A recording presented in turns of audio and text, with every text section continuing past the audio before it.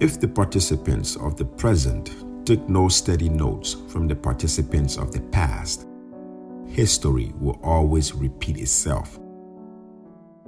Between 1820 to 1864, 11,000 African Americans immigrated to Liberia.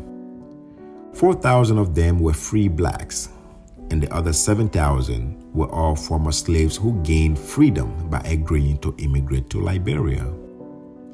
That is roughly 200 years ago. It wasn't long before the free slaves, known as the so-called Americo-Liberians or the Congo people, took over Liberia and made it their very own, to the point that indigenous people had no say-so in the government of their own country.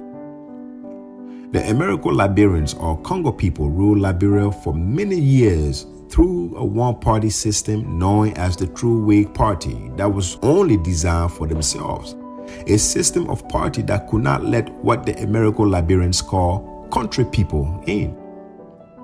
And so they ruled Liberia until April 22nd, 1980, when a coup d'etat led by Samuel Kedo, a countryman, would be successful, ending the reign of the Americo-Liberians. The so-called Americo-Liberians or Congo people play a card of favoritism and supremacism. As the saying goes, God doesn't like ugly. The game that they play became their downfall. After the Americo-Liberian president, William Tolbert, is overthrown and executed along with 13 members of his administration, the People's Redemption Council was established by Samuel Doe to rule the country. But it wasn't long before Doe adopted the characteristics and behavior of the same demon he defeated. That demon being that old serpent of favoritism and tribalism. His favoritism towards his tribal people, the ethnic crown, led to a growing opposition to his regime from both the Liberian public and the United States. This, of course, led to the first massive bloodshed in Liberia's history, and you know the rest. Now, the purpose of this brief and compressed history of Liberia is not to stir up any resentment or grudges. It is quite the opposite. It is to remind you that we have been down that route of favoritism, supremacism, tribalism, and separatism, you name it. And we can all agree that it has done us no good. Now, the ATC, Anti-Tribalism Committee, is extending its hand to every Liberian who has love for his or her country with one message, and that message being to give chance to nationalism. The path to restoring and building Liberia begins with cutting the head of that old serpent of tribalism and all of its characteristics.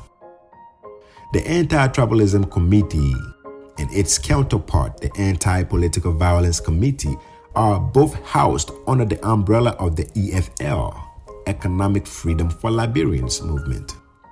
Please request and read the E.F.L manifesto for more information on that. The mission of the ATC. The Anti-Tribalism Committee is dedicated to creating a more united and harmonious society, free from the division and hatred caused by tribalism. We believe that all individuals should be treated equally and with respect, regardless of their tribal affiliations, and that it is only through peace, reconciliation, and mutual understanding that this goal can be achieved. As we have witnessed for ourselves, tribal bigotry is a destructive force that has brought our nation to its knees. The ATC will work tirelessly to eliminate this insidious form of prejudice through education and public awareness campaigns. We believe that peace and reconciliations are the keys to overcoming tribal division. We will work with the community leaders, town chiefs, and individuals to foster a culture of understanding, cooperation, love, and mutual respect. Thank you very much. My name is Jorgen Juty, Geleplay, and I hail from River G County, Liberia. Thank you.